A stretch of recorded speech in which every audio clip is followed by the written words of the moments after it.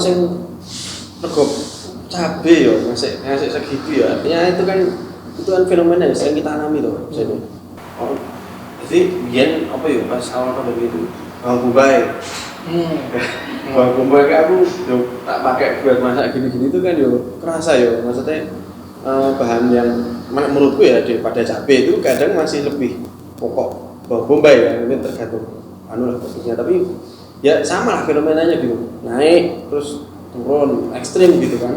Terus apa pernah gara-gara awal pandemi itu jahe ya harganya nggak masuk akal. Wah gila itu. Jadi kita tuh sangat sebenarnya berbicara tentang jenenge ketahanan pangan lah, wis opo itulah gitu. Wis rentan banget ya, maksudnya itu dari segi harga loh. Belum kita berbicara pemenuhannya ya. Maksudnya yo kalau tadi kita sempat menyinggung bagaimana pandemi itu banyak membuka mata ya, artinya sistem distribusinya seperti ini itu ternyata juga rentan, terus pemenuhan dari sektor listrik juga rentan gitu kan. Dan sementara tadi juga awakmu menceritakan bagaimana seperti desa-desa Cepat terus yang ada Pasuruan itu mereka sebenarnya seperti buffer gitu kan, seperti sistem pertahanan yang sudah ada dari dulu dan terbukti gitu kan. Nah, ya mungkin kalau di kota itu orang satu tadi terbatas lahan ya, menanam susah ya. Artinya kan di situ harus ada teknologi kan, artinya ada inovasi entah itu mungkin hidroponik atau apalah gitu kan, menanam vertikal kayak yang tadi ceritain di Singapura gitu kan. Nah, dengan teknologi mereka mampu mengakali itu gitu, keterbatasan lahan. Terus mungkin juga aktivitas manusianya gitu kan, mungkin kalau dia hanya sebagai sambilan ya mungkin hanya akan bisa mencukupi sampai batas tertentu ya. Sedangkan kalau di desa kan lahan tersedia, SDM-nya juga mereka mumpuni gitu. Nah misalnya tetap bertahan pada konsep agraris dan non agraris tadi ya, misalnya desa sebagai supplier supplier produk bahan pangan, sementara kota konsumennya, terus tercipta trade uang kayak gitu, kan rentan juga gitu kan, anak pandemi atau kayak gini. Itu baru pandemi ya, belum kegagalan infrastruktur misalnya bencana apa gitu kan, sampai memutus jalan atau sistem transportasi dan sebagainya gitu.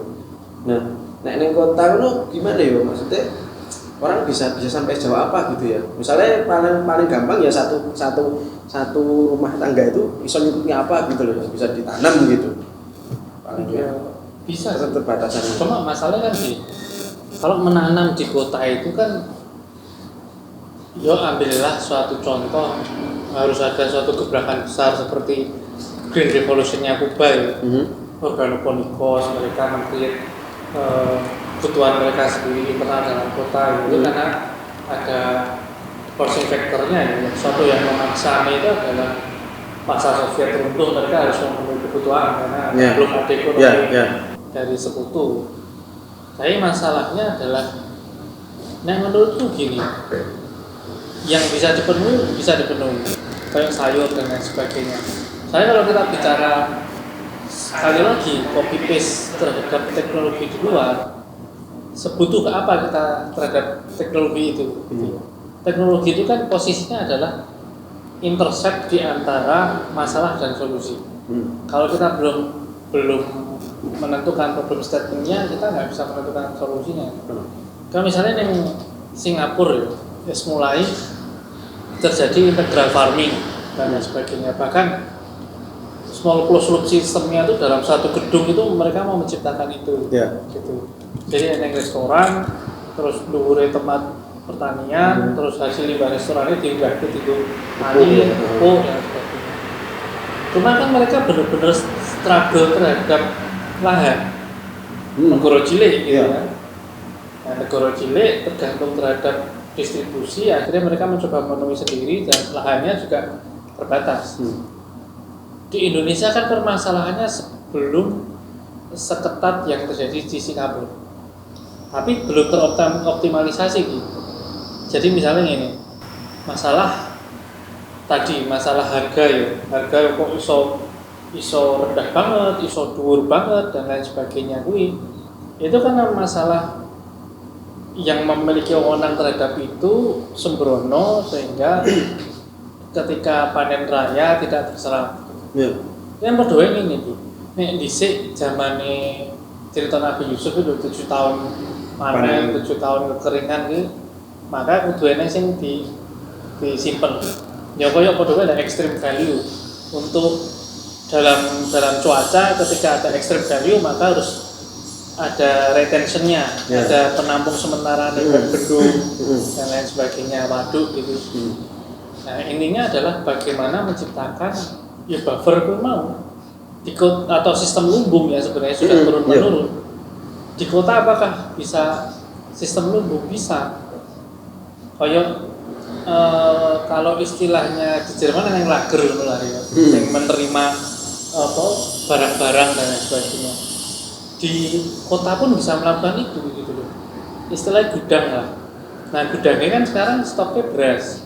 Nah ini terserah mau stoknya beras atau stoknya gabah. Kalau lebih aman kalau di desa ya memang gabah karena bisa disimpan dalam jangka waktu yang lebih banyak. Nah itu permasalahannya adalah pemetaan terhadap kebutuhan dan supply ini kan kita agak sembrono. Jadi janjane kutha iki butuh piro disuplai saka ndi kan menjadi pertanyaan. Ojo-ojo beras sing dimaem ning Soloyojo kuwi justru beras saka Jakarta misalnya. Mampir sih, balik situ lagi. Itu kan ya adanya sistem pengpula itu memperkeruh sistem distribusinya di situ. Padahal pokok utama sebenarnya yang harus dikembangkan di desa lewat BUMDes-nya adalah menciptakan lumbung pangan sebagai ya food security-nya di area tersebut. Jadi nek gambaran itu ya namanya supply chain, terjadinya trade tukar menukar barang. Itu ki nek wis dhewe terpenuhi lagi ditokke eksesnya ditokke. Iya. Rural supply chain kita itu kan enggak jelas sih. Jadi misalnya saka daerah A sing dikonsum internal piro, sing metu keluar di luar desa piro, internal kabupaten piro, internal provinsi piro, di luar provinsi berapa. Itu pemetaannya enggak jelas itu. Node link-nya itu berapa sih? Kalau dalam ilmu transportasi kan ada node link. Ini logistiknya piye gitu. Rural supply chain-nya piye gitu. Nah, ini yang menjadikan misalnya BUMDes sudah menciptakan koyok lumbung serapan misalnya di desa ada pertanian ya wis mlebu nang BUMDes dia giling enggak usah giling sing harganya miliaran sing iso misah antara premium terus menir terus apa gitu. Iya. Ini sederhana yang bisa dikonsum lokal lah, yang wajar dikonsum lokal. Kui itu juga sudah sangat membantu gitu. Sehingga mereka ngerti cadangan internal desa itu berapa dan desa sangat bisa mempunyai kewenangan itu.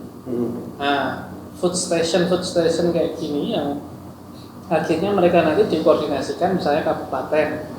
Oh, surplusnya dari desa A, B, C dan lain sebagainya dalam satu kecamatan segini. Berarti yang bisa aku ekspor dalam tanda kutip keluar kabupaten segini. Nah, itu kan enak banget ngatur. Permasalahannya itu tadi.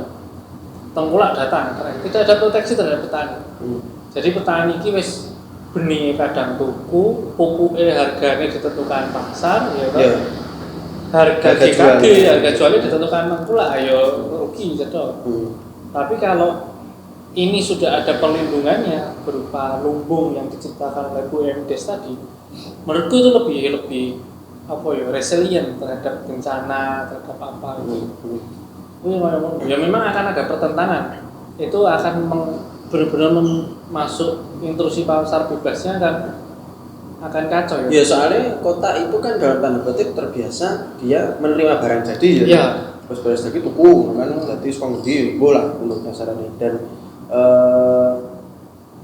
sebenarnya juga kita mungkin hanya menyederhanakannya dalam konteks ini kan beras ya. Sebenarnya itu bisa apa aja ya. Maksudnya bahan-bahan apa saja gitu ya. Entah mungkin unggas daging gitu loh maksudku. Maksudnya mungkin dengan terapan teknologi tertentu kan tetap bisa ada lumbungnya gitu ya. Iya. Dan enggak hanya bakteri atau misalnya. Pertanyaanku ini sebenarnya. Kita update kebutuhan itu berapa masa sekali sih? Ya. Kudune kan jangankan setahun, dalam sebulan itu dinamika kebutuhan itu melonjaknya bisa hebat sekali gitu. Suatu ketika misalnya ngetren masakan Korea yang butuh pedes-pedes, itu berarti cabai goreng naik gitu. Nah, itu kan kudunya bisa dipetakan. Nah, siapa yang berwenang memetakan ini? Gitu. Itu pertanyaannya gue. Nah, lembaga yang berwenang melakukan pemetaan atau tidak? Pertanyaannya kan akhirnya mereka tidak melakukan, apakah kita bisa melakukan? Dan paling bisa misalnya kita harus melakukan, dalam small scale. Desa yang bisa kita mengatur desa terkait bahwa data desa ini nanti akan digunakan bermacam-macam itu monggo, cuma yang paling bisa dikontrol adalah dalam lingkup desa. Permasalahannya adalah tambahan permasalahan ini itu tadi, akses terhadap apa itu kita tidak selalu bisa mendefinisikan itu. Nah itu perlu ada yang mendirijeni terhadap orkestra seperti itu. Itu terhadap pangan. Belum lagi permasalahan-permasalahan yang kemarin endok lah, peternak itu kan sudah DOC-nya mereka beli karena harga pangan itu pakannya ditentukan oleh supplier pakan, misalnya Konfe dan lain sebagainya. Harga telurnya masih ditentukan. Kolaps. Aku ingat pas di Jerman itu kalau di packing sayur, buah atau telur itu ada label dari lokal gitu. Nah, itu kan semacam apa ya? Ada preferensi untuk apa? Ya kayak nguripi tonggore dhewe kasarane ya. Dalam tanda kutip lah, mungkin mereka punya konsep yang lain. Apakah satu kan ada konsep kalau bilang apa tuh konsum lokal atau apa itu kampanyenya itu. Jadi mengurangi carbon footprint lah atau apalah gitu ya. Maksudnya mungkin ada juga niatan seperti itu. Dan kedua mungkin secara mereka bisa memvalidasi lah bahwa peternakannya yang kena aku ngerti kok, iku api kok misalnya gitu kan, gampang untuk diverifikasi dan sebagainya gitu. Nah jadi kota ki iso jane ya, maksudnya konsum lokal gitu loh. Paling enggak bagaimana kemudian misalnya mensinergikan dengan misalnya memang kemudian di perimeternya itu ada wilayah yang kita sebut desa yang dia memproduksi itu ben mlayune iki ora kadoan sik ngene to. Ke sebelahnya dulu gitu. Ya itu kayak notasi ini mau. Tidak ada yang mau dirijeni iki sapa sebenarnya. Pendataannya. Kalau misalnya di kota memang ada, misalnya kita katakan yang berbeda urban Jakarta ya. Jakarta itu kan kompleksitasnya luar biasa ya, neng sing tinggal neng emperan, neng sing tinggal neng gedung-gedung dan sebagainya. Itu kan sangat bisa terpetakan. Dimanapun sebenarnya sangat bisa terpetakan. Sing duwe unggah sopo, produksi telur berapa, produksi daging berapa, padi berapa, kebutuhan berapa. Nah itu kan di situlah teknologi. Maksudku di situlah teknologi itu gini. Kebutuhan berapa itu kan kalau kita melakukan pendataan agak susah. Setiap hari kita melakukan pendataan. Tapi kan kita bisa bekerja sama dengan misalnya kayak awakmu di sini. Itu kan sangat bisa terrecord. Aku butuh beras piro, butuh ini berapa sih. Nah itu bisa masuk dalam satu bank data, di mana itu akhirnya didiversifikasikan menjadi kebutuhan demand berasku semene, demand indokku semene di wilayah ini. Bahkan enaknya misalnya kalau kita menggunakan sistem data seperti itu, terpetakannya itu sudah bahkan sampai lokasinya gitu loh. Misalnya kamu butuh beras sebulan berapa kintal gitu, 20 kintal misalnya. Terus telur berapa kilo dan lain sebagainya. Itu dalam region di kampung sini di desa ini kan kita banget gitu. Lokasinya kita banget. Jadi mau distribut misalnya terus ada pendataan UMKM itu, enek sing menghasilkan blok di sini gitu. Itu menciptakan node and link ini kan gampang banget. Jadi misalnya kayak pengusaha gitu ya, memang dia membutuhkan belanja supply ini itu tuh dia mudah menemukan sing lokal ini. Iki misalnya ya memang tidak ada ya sudah dari luar gitu kan, atau beli dari supplier lah istilahnya. Kalau misalnya pengusaha kan pada umumnya mereka pasti pakai supplier kan, mendatangkan ini karena misalnya partai besar ya udah langsung sok langsung pakai gitu. Dan Jadi pendataan ya memang sih maksudnya ketika bisa sampai seperti itu kita sudah kita akhirnya tahu kan akhirnya surplusnya piro kurangnya piro gimana produksi gimana dibutuhkan, dan nanti kalau misalnya tadi kita berbicara makanan kalau kayak beras gitu kan mungkin pengolahannya tidak sebanyak misalnya kayak iki chicken nugget misalnya gitu ya. Chicken nugget kan ada pengolahannya gitu kan. Artinya kan mungkin aku membayangkannya nanti sampai pada taraf zonasi di mana bisa didirikan pabrik chicken nugget. Bisa. Jadi neng ini ada supaya ayam nih di sini deket nih. Kamu daripada bikin jauh di sana misalnya di daerah industri di mana Jakarta lah apa gitu. Ini kamu di sini aja gitu kan.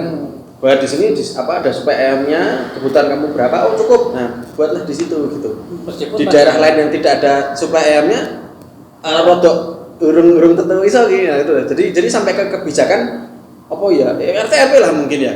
Zonasi di mana diperbolehkan bangun ini, di mana boleh industri ini gitu. Iya. Tergantung ketersediaan dari sumber dayanya gitu. Kalau dalam rangka misalnya tadi mengurangi jarak distribusi yang jauh misalnya gitu kan. Meskipun akan pada akhirnya itu kan akan dihitung terhadap financial analisisnya ya. Worth it atau tidak mendirikan suatu pabrik misalnya. Iya. Dan untuk mengurangi jarak distribusi, karena jelas mereka ngerti sendiri lah budaya membakar uang itu. Jadi untuk merebut pasar itu biasanya mereka menurunkan harga sampai mereka sendiri sebenarnya tidak memiliki untung bahkan minus, sehingga ketika terjadi ketergantungan produk saingannya hilang karena tidak ada pasar. Nah mereka tuh sangat punya modal untuk membakar seperti itu.